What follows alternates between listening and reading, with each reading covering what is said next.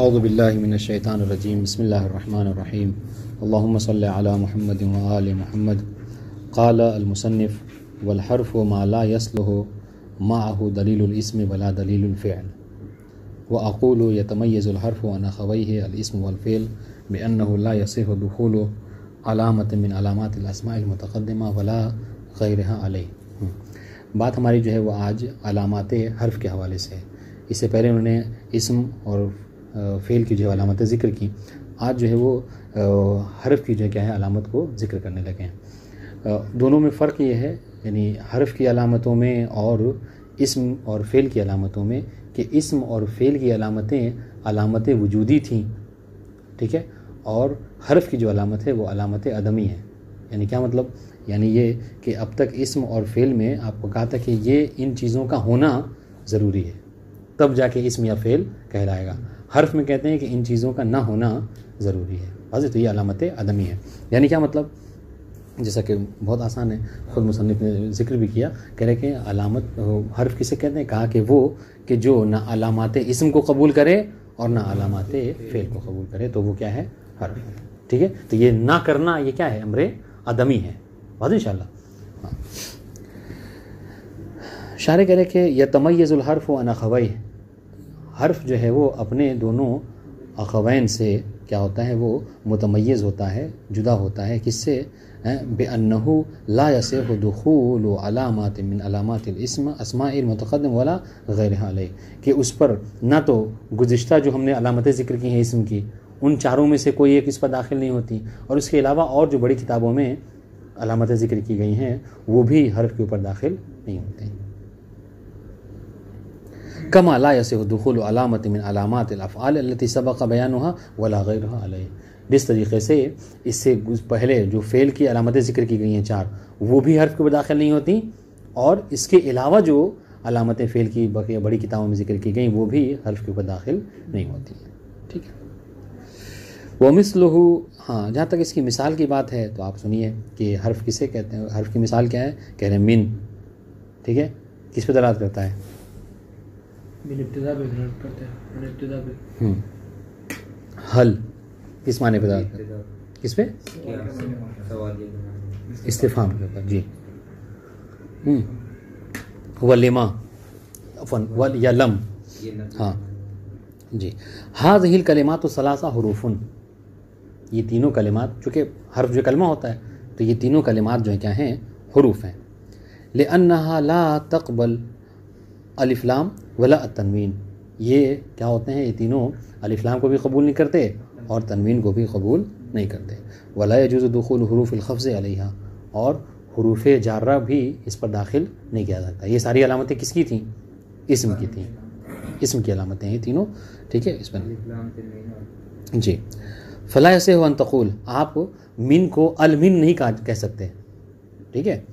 اس طریقے سے ولا ان تقول انن، منن، یعنی آپ منن بھی نہیں کہہ سکتے، تنوین کو داخل نہیں۔ ولا ان تقول الا من، یعنی الا حرف جر کو من کے اوپر داخل نہیں کر سکتے، ٹھیک ہے، قانوناً صحیح نہیں ہے۔ وَكَذَلِكَ بَقِيَّةُ الْحُرُوفِ، اس طریقے سے یہ تو میں نے ایک مثال دی من کی، اس کے علاوہ جو من اور جو مثالیں ہیں حل، اس پر بھی آپ دیکھ لیجئے، یہ سب داخل نہیں ہوتی۔ وَكَذَلِكَ بَقِيَّةُ الْحُرُوفِ وَأَيْضًا لَا يَصِحُ أَن تَدْخُلَ عَلَيْهَا السِّينُ وَلَا سَوْفَ وَلَا تَاءُ تَأْنِيثٍ سَاکِنَةٍ، یہ سب علامتیں کس کی ہیں؟ علامتیں فعل کی ہیں، اس پر داخل نہیں ہوتی۔ وَلَا قَدْ وَلَا غَيْرُهَا مِمَّا هُوَ عَلَامَاتٌ عَلَىٰ أَنَّ الْكَلِمَةَ فِعْلٌ، اور اس کے علاوہ جو علامتیں ہیں کہ جو اس بات کی نشانی ہے کہ یہ سب کے سب جو کیا ہیں، اگر کسی پہ داخل ہو جائیں تو اس کو فعل کہا جاتا ہے۔ یہ تو تمرین ہے، یہ آپ کر لیجئے۔ اب ہم اگلا درس پڑھتے ہیں الاعراب کے حوالے سے، ٹھیک ہے۔ ایک بار جب شرح پڑھ لیں تو ذرا سا متن پہ واپس آیا کیجئے، ٹھیک ہے، پھر اس کے بعد متن کو پڑھا کیجئے، تو یہ متن جو ہے واپس سمجھ میں آ رہی کہ نہیں آ رہی؟ تو انشاءاللہ سمجھ میں آ جاتی ہے متن، ہے نا۔ جیسے دیکھیں متن میں کیا کہا؟ الحرف ما لا یصلح معه دلیل الاسم ولا دلیل الفعل، ٹھیک ہے۔ حرف وہ ہے کہ جس کے جو صلاحیت نہیں رکھتا، لا یصلح یعنی لا یقبل، وہ قبول نہیں کرتا کس کو؟ دلیل الاسم، اسم کی دلیل کو، اور نہ ہی جو فعل کی دلیل کو۔ اسم کی دلیل کیا ہے؟ وہی یعنی جو علامتیں ہیں، قال باب الاعراب الاعراب هو تغییر اواخر الکلم لاختلاف العوامل الداخلة علیہا لفظاً او تقدیراً. ٹھیک ہے، اب جو ہے وہ ہم اعراب کی بحث کو شروع کر رہے ہیں جو کہ اہم ترین بحث ہے. اور اعراب جو ہے وہ عربی میں ہمارے انڈیا میں کہا جاتا ہے، آپ مثلا زید قائم، اس کی جو کیا ہے ترکیب کیجیے. یہاں پہ ترکیب نہیں کرتے ہیں، کہا جاتا ہے اعرب الجمل التالیہ، مثلا سوال وغیرہ ہوتا ہے. نہیں، نیچے دیے گئے جملوں کا اعراب کیجیے. اعراب یعنی وہی ہے، چونکہ اعراب ہوتا ہی کیا ہے کہ کلمے کے آخری حالت کو بیان کرنا، کہ مثلا مجرور ہے، منصوب ہے یا مرفوع ہے. ٹھیک ہے، دیکھیے کہہ رہے ہیں کہ الاعراب هو تغییر اواخر الکلم، کلمے کے آخری حالت کا جو بدلنا، ٹھیک ہے، تبدیل کرنا. اچھا یہ کیوں ہے کہ خود بخود نہیں، لاختلاف العوامل الداخلۃ علیہا، اور یہ ایسا اس لیے ہے کہ چونکہ اس پر جو عوامل داخل ہوتے ہیں وہ مختلف ہوتے ہیں. یعنی کیا، یعنی وہ جو عامل داخل ہوتے ہیں کبھی کبھی مجرور طلب ہوتے ہیں، یعنی حروف جارہ میں سے مثلا. ٹھیک ہے، تو کیا ہے وہ آخر کلمہ کیا ہو جائے گا، مجرور ہو جائے گا. ٹھیک ہے، کبھی کبھی کیا ہے نواسب داخل ہو جاتے ہیں تو فعل جو ہے کیا آخر کا منصوب ہو جائے گا. اور انشاءاللہ تو اب یہ جو تبدیلی ہے ہو سکتا ہے کہ لفظاً بھی ہو، یعنی آپ کو لفظاً دکھے کہ آخر کلمہ کیا ہے، منصوب ہے، مجرور ہے، مرفوع ہے.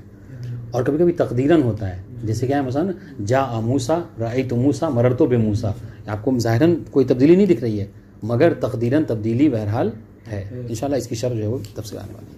اقول الاعراب له معنیان احدهما لغوی والآخر اصطلاحی. اعراب کے دو معنی ہیں، ایک معنی لغوی ہے اور ایک معنی اصطلاحی ہے. ہمیں کس سے سروکار ہے؟ نحو کے باب میں ہمیں اصطلاحی سے سروکار ہے، لیکن لغوی بھی اگر انسان ذہن میں رکھے تو اس میں کوئی حرج نہیں ہے. ہاں البتہ یہ ہوتا ہے کہ لغوی اور اصطلاحی میں کوئی نہ کوئی مناسبت ہوتی ہے، اکثر ہم اس چیز کو ذکر کرتے ہیں. وَأَمَّا مَعْنَاهُ فِي اللُّغَةِ فَهُوَ الْإِظْهَارُ وَالْإِبَانَةُ. اعراب کا لغوی معنی کیا ہے؟ کہ اعراب کا لغوی معنی جو ہے وہ اظہار کے معنی میں ہے، ابانہ یعنی بیان کرنے کے معنی میں ہے. ٹھیک ہے، آپ جیسے تقول اعربت اما فی نفسی، آپ کہتے ہیں کہ جو کچھ میرے اندر تھا، ٹھیک ہے، جو کچھ میرے اندر تھا میں نے اس کو کیا کیا، بیان کر دیا. یعنی اے اظہرتہ و ابنتہ، اے ابنتہ و اظہرتہ. واضح انشاءاللہ. اذا ابنتہ، اب جب آپ نے اس کو بیان کر دیا، او اظہرتہ جب اس کا ظاہر کر دیا. ٹھیک ہے. واما معناه فی الاصطلاح فهو ما ذکرہ المؤلف بقولہ تغییر اواخر الکلم. جہاں تک اصطلاحی معنی ہے تو وہی تعریف جو ہے اعراب کی ذکر کی. والمقصود من تغییر اواخر الکلم تغییر احوال اواخر الکلم. جی ہاں، یہ جو کہا جا رہا ہے، آپ مکمل کھول دیجیے، فریج بند کر دیجیے گا.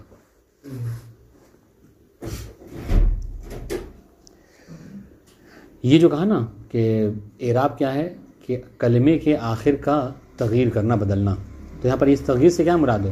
کہہ رہے ہیں کہ تغییر سے مراد اس کے آخری حالت کا بدل جانا ہے. یہ نہیں کہ مثلا زیدون ہے تو دال کی جگہ پہ کیا ہے جیم کو لا کر کھڑا کر دینا، یا پھر مثال طور پر دال کو جو کیا ہے شین سے بدل دینا. یہ تغییر نہیں ہے، حرکت کا بدلنا، اس کی حالت کا بدلنا ہے، یعنی حالت نصب سے حالت جر میں لا دینا.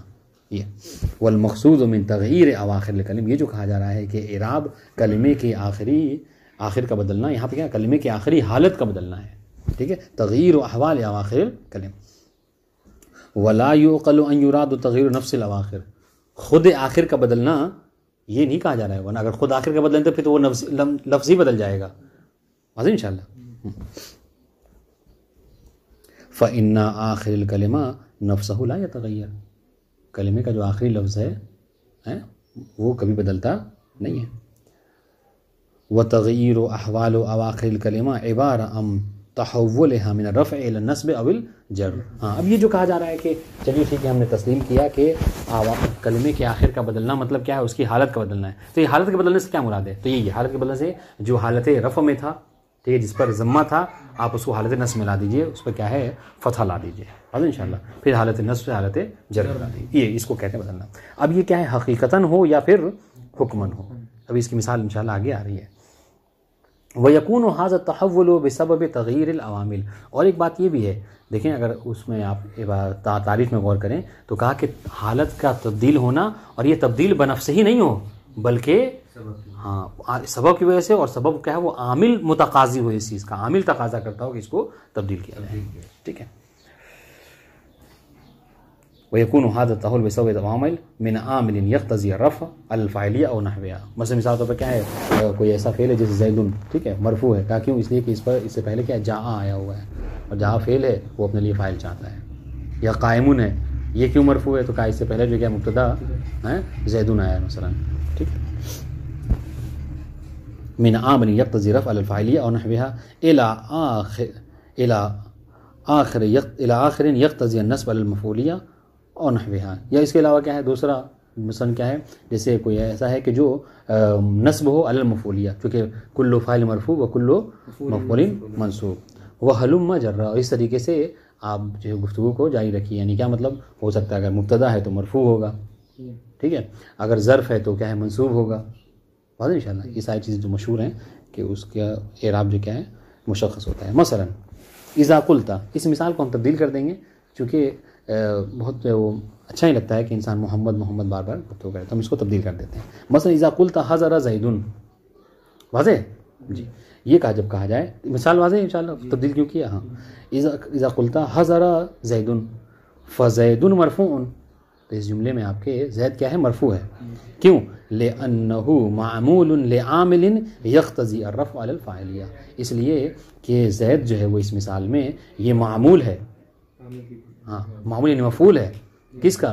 ایک ایسے عامل کا کہ جو اس بات کا تقاضا کرتا ہے کہ ہمارے بعد جو آئے وہ فاعل آئے. ہاں فاعل. نہیں میں یہ نہیں کہہ رہا ہوں کہ مطلب وہ معمول کو کہہ رہا ہوں، عامل کے لیے معمول، یعنی عامل نے عمل کیا اس کے اندر. واضح ان شاء اللہ. یہ تو ہے اعراب کے حوالے سے زیدن جو ہے وہ کیا ہے؟ وہ فاعل ہے، لیکن یہ معمول ہے کس کا؟ عامل کا. عامل حضر آئے جی. تو یہ آپ کو معمول بتانا چاہیے. لأنه معمول، دیکھیں لأن زید فی المثال معمول لعامل، ایسے عامل کا کہ عامل کے لیے صفت کہ یقتضی الرفع علی الفاعلیہ، کہ جو تقاضا کرتا ہے کس چیز کا؟ رفع علی الفاعلیہ، کہ فاعل ہو اور فاعل جو کیا مرفوع ہوتا ہے. وَهَذَا الْعَامِلُ هُوَ حَضَرَ. اور اس مثال میں یہ عامل کون ہے؟ حضر ہے. ٹھیک ہے.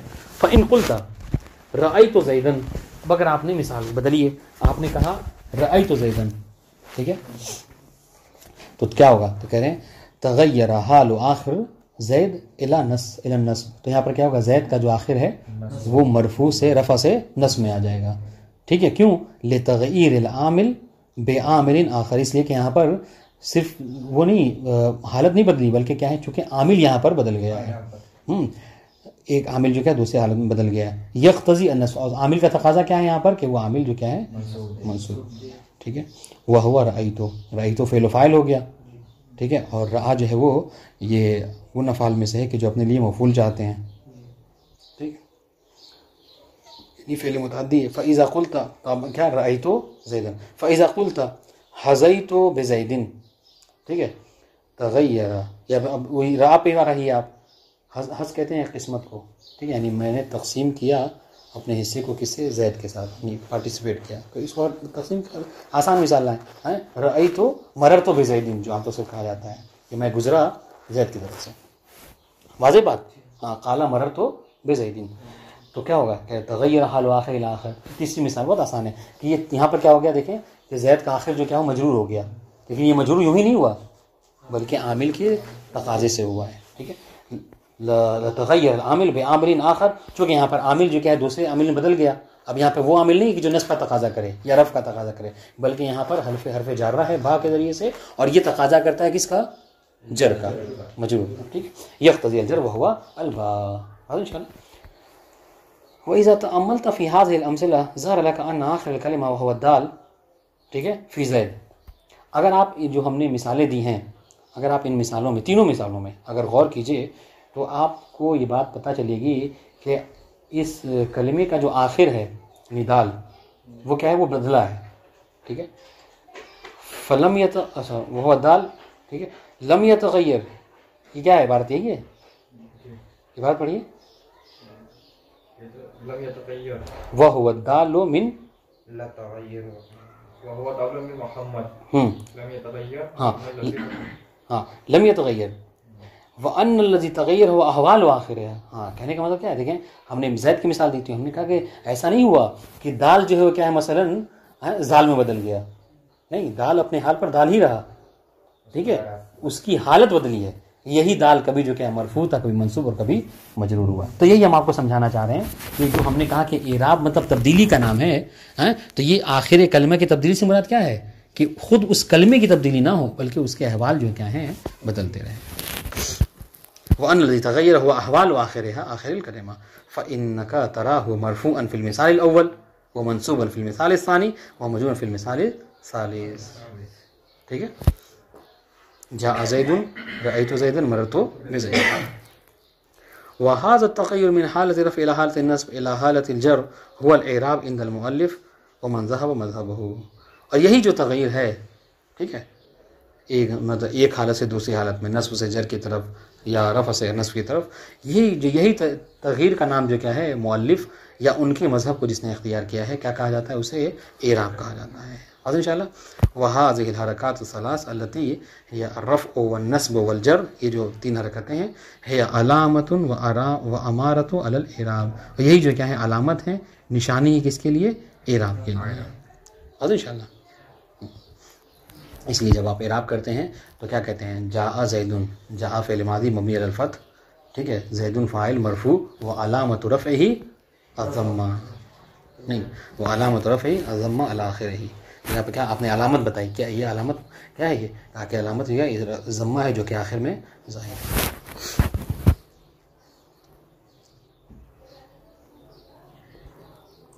ومثال الاسم فی ذلک الفعل المضارع، ٹھیک ہے، فلو قلت یسافر ابراہیم، ٹھیک ہے، یسافر ابراہیم فیسافر فعل مضارع مرفوع.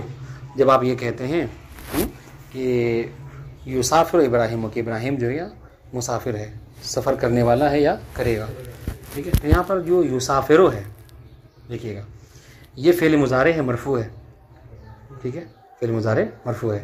اچھا کیوں؟ لتجردہ من عامل یقتضی نصبہ او عامل یقتضی جزمہ، یقتضی جزمہ عفوا. یہاں پر ایک بحث ہے کہ فعل مضارع جو مرفوع ہوتا ہے، فعل مضارع مرفوع ہوتا ہے، آپ ایک دم سے کیا پڑھتے ہیں؟ ضرب یضرب، انشاءاللہ نصر ینصر، تو یہ جو آخر میں نصر ینصر کے آخر میں جو رفع پڑھ رہے ہیں آپ، یضرب کے آخر میں جو آپ ضمہ پڑھ رہے ہیں، رفع پڑھ رہے ہیں، یہ کیوں پڑھ رہے ہیں؟